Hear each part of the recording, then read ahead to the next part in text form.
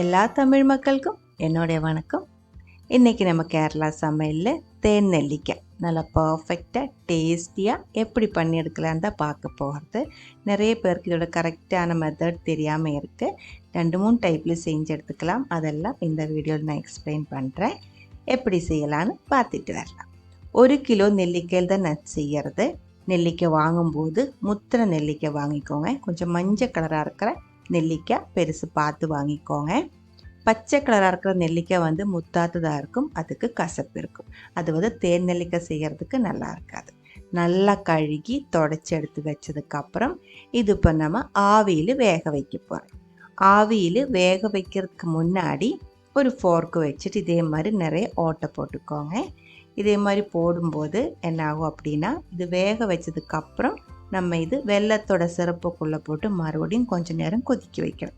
அப்போ வந்து சிரப்பு அந்த வெல்லத்தோட இனிப்பு வந்து சீக்கிரம் நெல்லிக்காய்க்குள்ளே இறங்கிறதுக்காக தான் இந்த மாதிரி நம்ம நிறைய ஓட்டை போடுறோம்.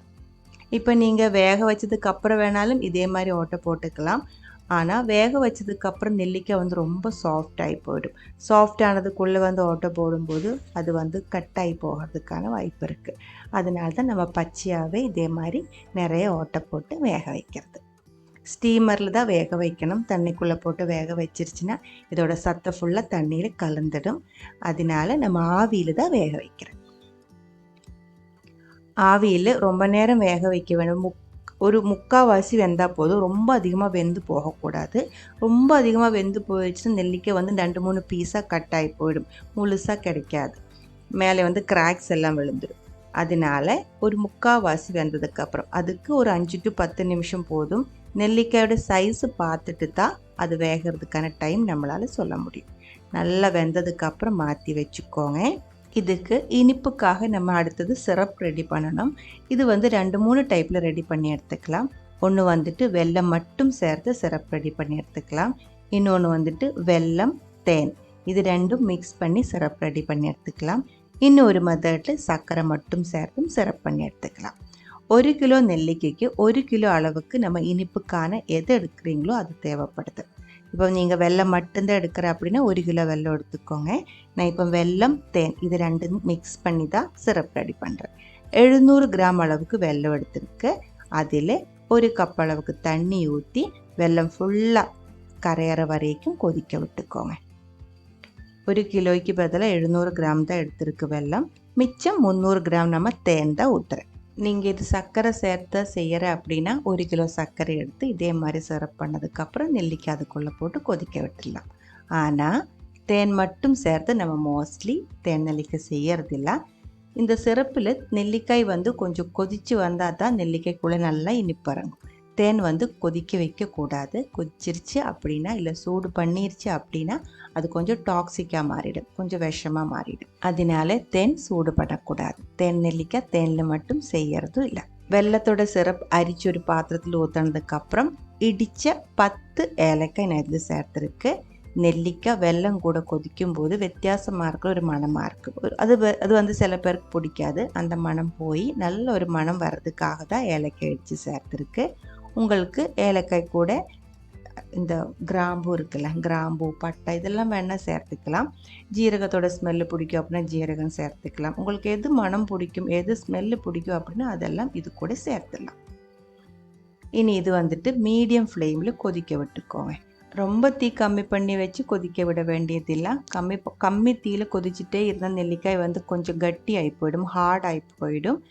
அதே மாதிரி ரொம்ப அதிகமாக தீ வச்சிருச்சினாலும் உள்ளே அந்த நெல்லிக்காய்க்குள்ளே வந்து இனிப்பு இறங்கிறதுக்குள்ளே வந்து நம்ம வெல்லம் வந்து கட்டியாகி போயிடும். அதெல்லாம் பார்த்து பண்ணிக்கோங்க.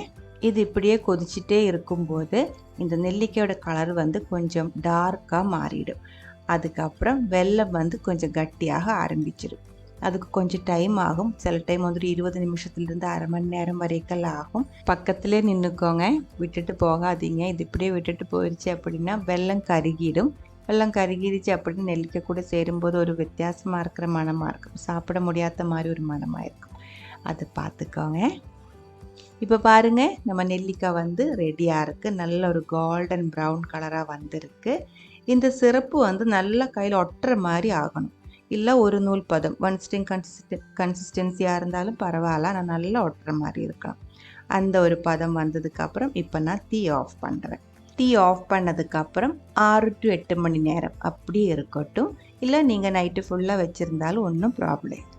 அடுத்த நாளைக்கு பார்க்கும்போது அந்த சிரப்பு வந்து நெல்லிக்கைக்குள்ளே மேக்ஸிமம் அப்சர்ப் ஆகி இந்த மாதிரி நல்லா டார்க் கலரில் கிடைக்கும். இனி இதில் நம்ம தேன் கூடி ஊற்ற வேண்டியது இருக்குது.